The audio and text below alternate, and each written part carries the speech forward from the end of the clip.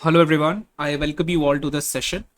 तो इस वीडियो के अंदर हम लोग एक इम्पॉर्टेंट जॉब अपॉर्चुनिटी या जॉब अपडेट के बारे में डिस्कशन करने वाले हैं। तो गूगल में बेसिकली डेटा एनालिटिक्स अप्रेंटिसशिप की ओपनिंग है, जो कि ये स्टार्ट होगी मार्च या फिर जून 2024 से। ठीक है, ये इन्फॉर्मेशन इन्होंने यहाँ पे दे रखी है और ये कुछ डिफरेंट लोकेशंस के लिए हायर कर रहे हैं।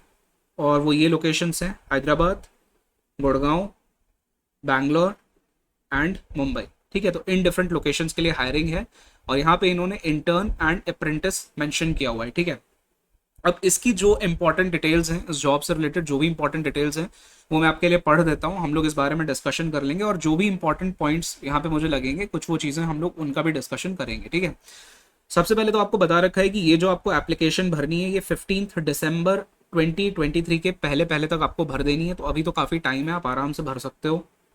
उसके बाद इसमें आपको एक रिज्यूमे और कवर लेटर एप्लीकेशन के साथ उनको भेजना है। ठीक है, रिज्यूमे और कवर लेटर दोनों मस्ट है। और यहाँ पे आपको अपना जो ईयर ऑफ ग्रेजुएशन है वो मेंशन करना ही करना है।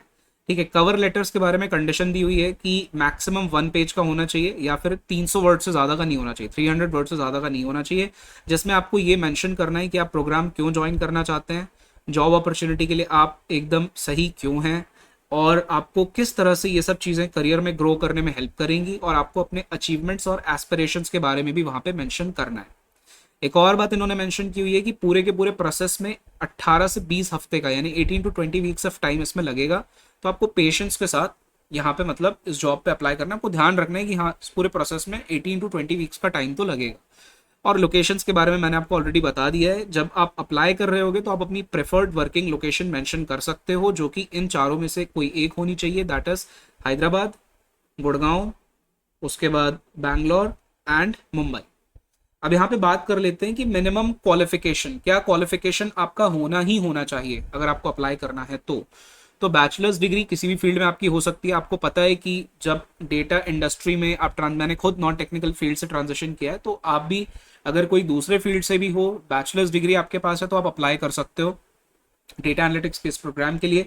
यहाँ पे एक और चीज़ इन्होंने मेंशन की है कि 1 ईयर का एक्सपीरियंस आपको डेटा एनालिटिक्स में होना चाहिए अपना ग्रेजुएशन पूरा करने के बाद। ठीक है, तो जब लास्ट टर्न पे when I applied for this role तो यहाँ पे मेंशन था maximum 1 year of experience in data field. ठीक है, तो अगर आपने अभी स्टार्ट भी किया है, अगर आप बिगनर भी हो, या आपने 6-7 महीने का इंटर्नशिप की है, या कुछ आपने अप टू 1 ईयर ऑफ भी टाइम स्पेंड किया है, या लगभग 1 ईयर के अराउंड भी आपने टाइम स्पेंड किया हुआ है डेटा फील्ड में, तो एटलीस्ट आपको अप्लाई तो करना ही चाहिए, चाहे आप बिगनर भी हो तब भी।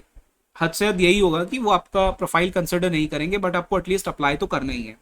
इन्होंने मेंशन किया है कि कुछ बेसिक चीज़ें आपको आनी चाहिए, जैसे Gmail, Chrome, Docs, sheet etcetera वगैरह वगैरह।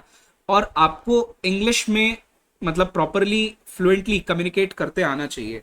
इस पॉइंट के बारे में हम लोग डिस्कशन करेंगे, क्योंकि बहुत सारे ऐसे स्टूडेंट्स होते हैं या फिर वर्किंग प्रोफेशनल्स भी होंगे जो हो सकता है दूसरे फील्ड्स में या आईटी में भी काम कर रहे हो, लेकिन they struggle to communicate effectively in English. ठीक है, कुछ लोगों के साथ ये प्रॉब्लम हो सकती है।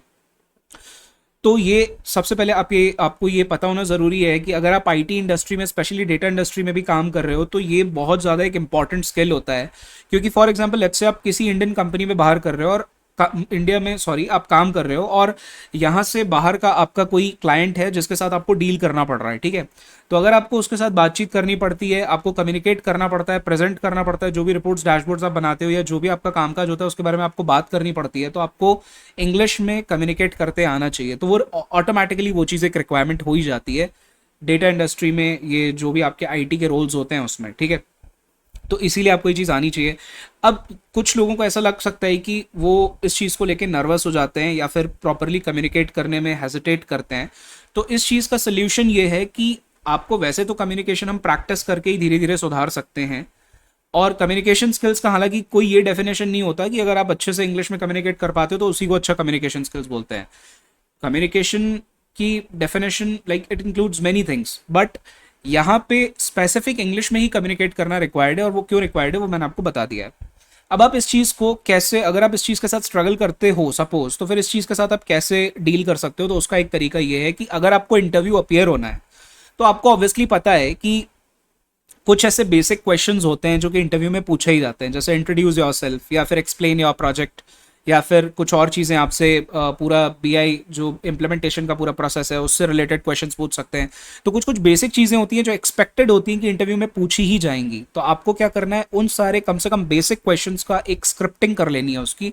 चैट जीपीटी यूज़ करो, गूगल करो, कुछ भी करो, एक स्क्रिप्ट बना लो। उसको पूरा याद नहीं करो, उसके कुछ मेन इंपॉर्टेंट पॉइंट्स को आप अपने ध्यान में रख लो और उसकी एक रिहर्सल सी करते रहो कि आपको इंटरव्यू में ये सारे पॉइंट्स वहाँ पे हाईलाइट करने हैं या बोलने पड़ सकते हैं। कम से कम उतना तो आपका कम्युनिकेशन धीरे धीरे उस पर्टिकुलर चीज़ के लिए, पर्टिकुलर इंटरव्यू के लिए आप अपने आप को प्रिपेयर कर लोगे। फिर और धीरे धीरे टाइम के साथ जैसे आप प्रैक्टिस करोगे तो वो चीज़ इंप्रूव होती जाएगी। ठीक है, so this is one of the ways जिसमें कि आप इंटरव्यू फेस करते समय एटलीस्ट या जो भी आप स्टार्ट करते समय कम से कम आप एक अपने कम्युनिकेशन को थोड़ा इंप्रूव कर सकते हो इस तरीके से। ठीक है, बाकी वैसे तो आप कोई भी लैंग्वेज हो, हम प्रैक्टिस करके ही उसको सीखते हैं और अपने आप को ग्रूम कर सकते हैं, तो प्रैक्टिस भी आपको करते रहना है। That's it.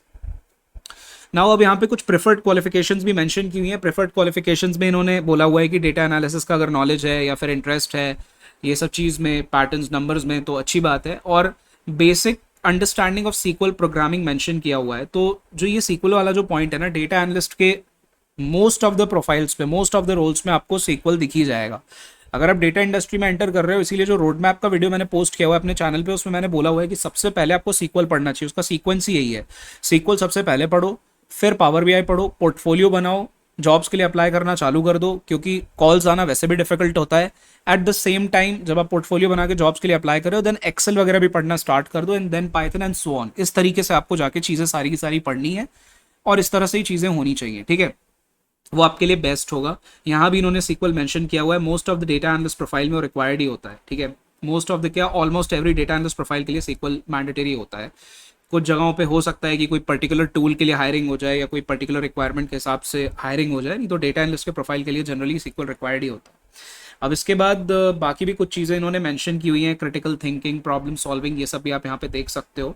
एक और चीज़ इन्होंने मेंशन की है कि ये जो Google data analytics apprenticeship program है, ये लर्निंग एंड डेवलपमेंट प्रोग्राम है जो कि 24 मंथ्स का है। ठीक है, तो आपको ये भी ध्यान रखना है।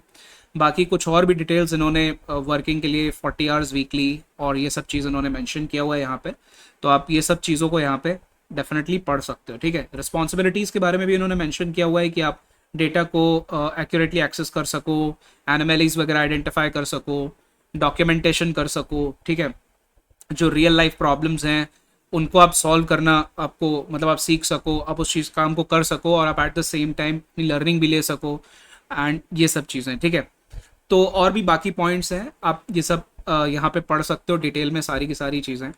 जैसे ये वीडियो जॉब अपडेट से रिलेटेड मैंने यहाँ पे पोस्ट किया है, मेरे चैनल पे आपको और भी सिमिलर कंटेंट मिल जाएगा। सो और बाकी भी जो टेक्निकल कंटेंट होता है जो कि डेटा एनालिटिक्स के लिए इंपॉर्टेंट है, basically my channel is one stop solution for becoming a data analyst, so you will find quality content on my channel, so stay tune for quality content. I hope this video was helpful for you. Will meet in the next session, till then thank you, bye bye.